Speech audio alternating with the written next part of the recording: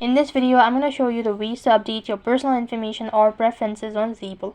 To update your personal information or preferences on Zable, you could go ahead and follow these steps.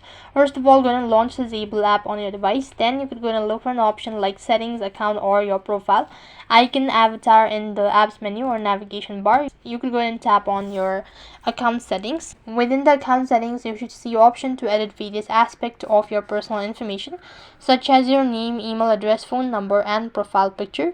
Then you could go ahead and tap on the relevant fields to make changes. Now, depending on the Zable's features, you may have the option to update preferences related to notifications, security settings, link account, and more.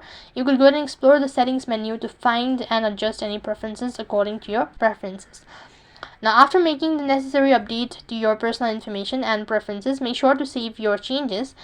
You could go ahead and look for an option like save update are done, then verify the changes and review your updates as well. So that's how you could update your personal information or preferences on the Zable app. That is all for this video. I hope the video was helpful. Make sure to like, share, and subscribe to our channel.